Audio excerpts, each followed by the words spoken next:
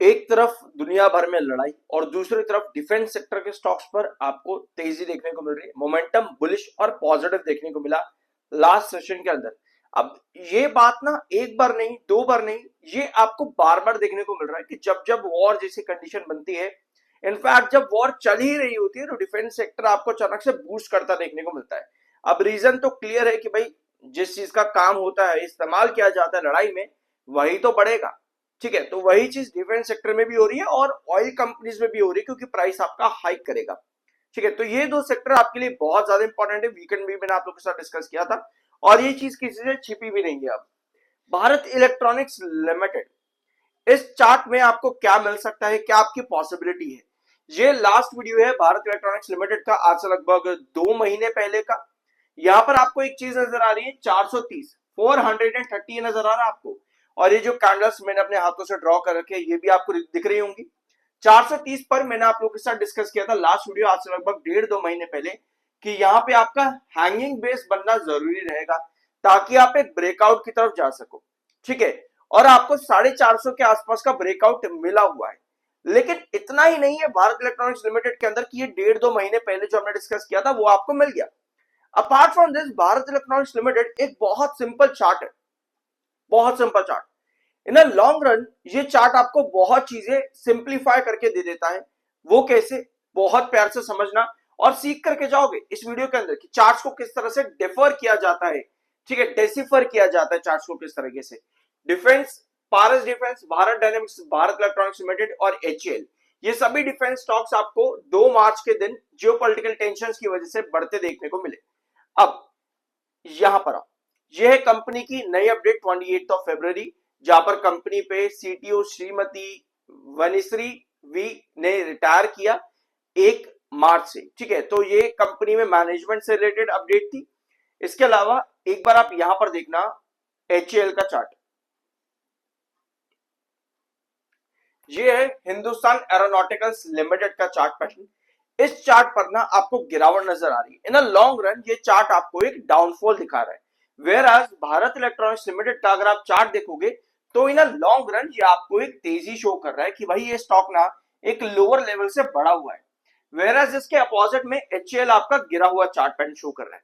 अब दोनों ही defence sector की कंपनीज है, दोनों ही एक ही सेक्टर में काम करती है, लेकिन दोनों की इंडस्ट्री के अलावा, मतलब कि दोनों की इंडस्ट्री सेम है, उसके बावजूद भी दोनों में एक अपोजिट डायरेक्शन आपको क्यों देखने को मिल रही है। मैंने आपको क्या बोला, भारत इलेक्ट्रॉनिक्स लिमिटेड का चार्ट समझना बहुत ज्यादा आसान है, क्योंकि ये एक वेजेस पैटर्न पर काम करता है। ये एक वेजेस पैटर्न पर काम करता है जिसमें आपका बढ़ते हुए बेसिस होते हैं और बढ़ते हुए रिजेक्शन होते हैं। यहां पर भी देखो सिमिलर चार्ट है, सिमिलर चार्ट है यहां पर भी।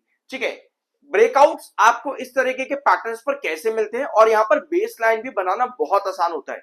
जैसे ये 430 का ट्रेंड है, ठीक है, 430 का ये वाला ट्रेंड जहां पे मैंने आपको पिछले वीडियो 1.5 महीने पहले एक हैंगिंग बेस बना करके दिखाया था।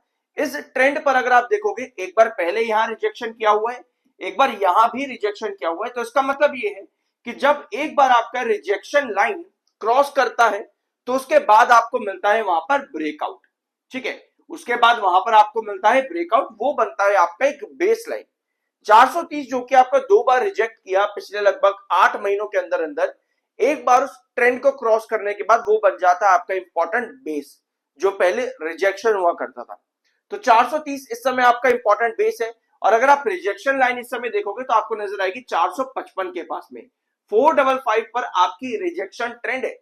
अब ये ब्रेकआउट अगर हमको चाहिए 455 के ऊपर, तो वो कैसे मिलेगा उसको यहां पर देखते हैं। आपने अभी देखा कि एचएएल और भारत इलेक्ट्रॉनिक्स लिमिटेड दोनों एक ही सेक्टर में, लेकिन दोनों की कंडीशंस अलग अलग है। एचएएल का स्पेसिफिक वीडियो मेरा चैनल पर अवेलेबल है, प्लीज जाकर के देख लेना। एचएएल का वीडियो अवेलेबल है चैनल पर। यह भारत इलेक्ट्रॉनिक्स लिमिटेड का रिजल्ट है, फाइनेंशियल से कंपनी के। ठीक है, एक बार इस कंपनी के रीसेंट फाइनेंशियल्स आप लोग यहां पर देखना। ये कंपनी ने क्या काम किया, साल 2024 में बहुत अच्छा काम किया। 2025 के पहले 2 क्वार्टर, साल 2025 की बात मैं कर रहा हूं, मार्च का 2025 मात्र 6% का ही ग्रोथ, जून 2025 मात्र 4% का ग्रोथ। यानी कि ये जो 2 क्वार्टर का टाइम पीरियड आपको यहां पर नजर आ रहा है ना, इस टाइम पीरियड पर कंपनी ने बहुत खराब परफॉर्म किया होगा। ठीक है, कहां पर, मार्च से लेकर के जून के बीच में। ये रहा मार्च और ये रहा आपका जून का टाइम पीरियड। ठीक है, इस टाइम पीरियड पर आपको ये स्टॉक सिर्फ और सिर्फ कंसोलिडेट करता देखने को मिल रहा था एक रेंज के अंदर अंदर। वेयर आज जब कंपनी के सितंबर के क्वार्टरली रिजल्ट्स आए तब कंपनी ने अराउंड 360 से लेकर के 425 तक के रिटर्न्स आप लोगों को दिए। 360 से लेकर के 425 तक के ये वाले रिटर्न दिए। ऑल्दो कुछ रिटर्न्स आपके यहां पर भी बने थे, उसके पीछे आपके न्यूज होती है, अपडेट्स होती हैं, लेकिन जब बात आती है क्वार्टरली रिजल्ट्स की तो वो आपको इंडिकेट करते हैं कि आने वाले 2 3 4 क्वार्टर कंपनी की कैसी पॉसिबिलिटी बन सकती है, स्पेशली तब जब कंपनी का चार्ट एक वेजिस पैटर्न के अंदर। ठीक है, अब उसके बाद मार्च और जून के बाद कंपनी के आते हैं सितंबर और दिसंबर के क्वार्टर। यहां पे कंपनी का ग्रोथ 25 और 23% तक गया, जो कि पिछले 2 क्वार्टर के कंपैरिजन में बहुत बड़ा ग्रोथ है। तो यहां आपको क्या नजर आया, आपका शेयर 360 से लेकर के 450 तक की आपको ये तेजी शो कर देता है। 360 से 450 तक की पिछले 2 क्वार्टर कंपनी के इतने ज्यादा पॉजिटिव है कि कंपनी ने इतने अच्छे रिटर्न्स भी दे दिए पिछले 6-8 महीनों के अंदर अंदर, बल्कि उससे भी कम टाइम पीरियड के अंदर अगर आप देखोगे लगभग 5 से 6 महीनों में कंपनी ने इतने रिटर्न्स दिए। अब ये कंपनी कर क्या रही है, पहले तो आपको ये समझना जरूरी है। आपको एक चीज मैंने डिस्कस करके बताई थी लास्ट वीडियो के अंदर भारत इलेक्ट्रॉनिक्स लिमिटेड के आज से लगभग 4 महीने पहले कि कंपनी जून का क्वार्टर सबसे वीक देती है। जून क्वार्टर कंपनी का बहुत वीक देखने को मिलता है। Week in the sense revenue में, मैं ग्रोथ की बात नहीं कर रहा, रेवेन्यू की बात कर रहा हूं। और जो सितंबर क्वार्टर होता है वो एक रिवाइविंग क्वार्टर होता है। उसके बाद दिसंबर क्वार्टर कंपनी बढ़िया परफॉर्म करती है और मार्च का क्वार्टर कंपनी का एक्स्ट्रा ऑर्डिनरी है। यानी कि कंपनी के 3 क्वार्टर सबसे बढ़िया आ रहे हैं, सितंबर, दिसंबर और फिर मार्च। जून का क्वार्टर पर कंपनी के चार्ट पर आपको एक सेटबैक देखने को मिलता है, जो अभी आपने स्क्रीन पर देखा भी। यानी कि अगर हम मार्च से पास्ट जाकर के देखेंगे तो हम मार्च से अच्छी एक्सपेक्टेशन रख सकते हैं क्या हम 10,000 करोड़ तक का रिवेन्यू जनरेट कर पाएंगे इस बार, क्योंकि ऑलमोस्ट हर क्वार्टर में दिसंबर क्वार्टर के बाद मार्च का क्वार्टर कंपनी का बहुत बढ़िया परफॉर्मेंस है। तो क्या कंपनी यहां पर 10,000 करोड़ के ऊपर का ग्रो रिवेन्यू दे सकती है? बिल्कुल, इसकी पॉसिबिलिटी बहुत हाई नजर आती है। ये बात है कंपनी के ग्रोथ की, यानी EPS, price to book ratio, P ratio. अब पिछले वीडियो के अंदर जियो फाइनेंशियल सर्विसेज का वीडियो था जहां पर मैं आपको ये 3 कॉन्सेप्ट सिखा रहा था, price to book ratio, P ratio और आपका ईपीएस। एक कमेंट था कि भाई बुक वैल्यू भी बहुत जरूरी होती है, तू बुक वैल्यू क्यों नहीं बताता, बुक वैल्यू बता। ये EPS, PB, price to book ratio कुछ भी नहीं होता है, बुक वैल्यू बहुत ज्यादा मैटर करती है। देखो, कोई भी स्टॉक आपको एज एन इन्वेस्टर हम लोग ये समझते हैं कि स्टॉक का ना बुक वैल्यू मतलब उसके ऊपर प्राइस होना जरूरी है। अगर किसी कंपनी का 2000 का बुक वैल्यू दिखा रहा है और वो इस समय 200 रुपए पे है, इसका मतलब ये है कि वो 2000 जाएगा। एक कॉन्सेप्ट बना रखा है लोगों ने अपने माइंड के अंदर कि भाई बुक वैल्यू मतलब कि उस प्राइस तक शेयर का जाना जरूरी है। Where as book value company के एसेट्स और कंपनी के लिक्विडेशंस को बताती है कि कंपनी की वैल्यूएशन अकॉर्डिंगली क्या होनी चाहिए, बट दैट डजंट मीन कि बुक वैल्यू के प्राइस पर शेयर का होना जरूरी है। कई सारे बुक वैल्यू होती है 200 रुपए पे और शेयर होता है 20,000 रुपए पे, 2,000 रुपए पे। तो क्या वो 200 रुपए पर जाकर के गिरेगा? ऐसा तो नहीं है ना कि उसकी वैल्यूएशन 200 रुपए बता रहा है। कंपनी का लिक्विडेशन अगर होता है उसके बाद इन्वेस्टर्स को क्या मिलेगा, वो होती है एक्चुअल में कंपनी की बुक वैल्यू।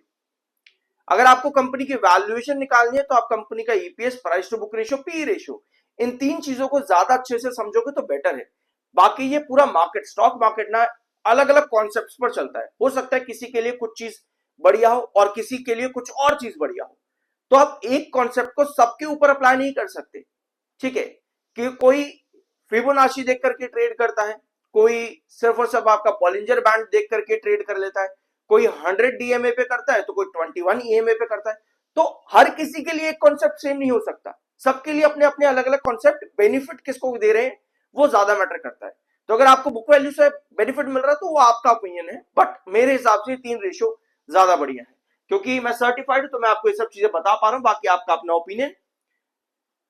63.5 का एमएफआई, 61 का आपका आरएसआई है, टेक्निकल्स न्यूट्रल है। ये है आपके भारत इलेक्ट्रॉनिक्स लिमिटेड का चार्ट। जैसा मैंने आपको बताया यहाँ पर कि 530 पर आपका क्रूशल रिजेक्शन बना हुआ है, सॉरी 455 पे 455 और 430 पर आपका है बेस, 430 पर आपका इंपॉर्टेंट बेस लाइन है। अगर आपको ब्रेकआउट यहां पर मिलता है ना भारत इलेक्ट्रॉनिक्स लिमिटेड में, और कोई भी कैंडल कॉन्जिक्यूटिवली आपके पास बन जाए 455 के ऊपर, इसका मतलब ये है कि वो रिजेक्शन बनने वाला है आपका बेस और आपको यहाँ पर एक परपेंडिकुलर ब्रेकआउट मिल सकता है। वेजिस पैटर्न यूजुअली आपको परपेंडिकुलर ब्रेकआउट की तरफ लेकर के जाता है। देख सकते हो जैसे यहाँ पे वेजिस पैटर्न चला है यहाँ पे, उसके बाद एक परपेंडिकुलर ब्रेकआउट मिला, ठीक है। अगर यहाँ भी एक वेजिस पैटर्न अगर हम ड्रॉ करते हैं तो उसमें 455 का आपका रिजेक्शन है, इसका मतलब यह है कि स्टॉक को कुछ इस तरीके से काम करना और तब जाकर के आपको एक परपेंडिकुलर ब्रेकआउट मिलता है। इसी वजह से वीडियो की शुरुआत में मैंने आपको बताया कि भारत इलेक्ट्रॉनिक्स लिमिटेड सबसे आसान पैटर्न पर काम करता है, जिसको समझ पाना बहुत आसान है, बट एज एन इन्वेस्टर आपको सब चीजें फैक्ट्स और साथ में एक्सपीरियंस के साथ मालूम होनी चाहिए। होप कि वीडियो आपको अच्छा लगा होगा। एक प्यारा सा सब्सक्राइब करते हुए शर्माना बिल्कुल भी मत। मिलता अगले वीडियो में। और हाँ, जाने से पहले मैं बता दूं, भारत इलेक्ट्रॉनिक्स लिमिटेड के वीडियोस पर मेरे बहुत कम व्यूज आते हैं, मुश्किल 100-200, तो मुझे इस वीडियो से ज्यादा उम्मीदें हैं नहीं, पर अगर आप लोग ज्यादा व्यूज लेकर के आने में कामयाब होते हो तो thank you so much. Subscribe जरूर करना और इसी तरह से मोटिवेट करते रहना। मिलता अगले वीडियो में।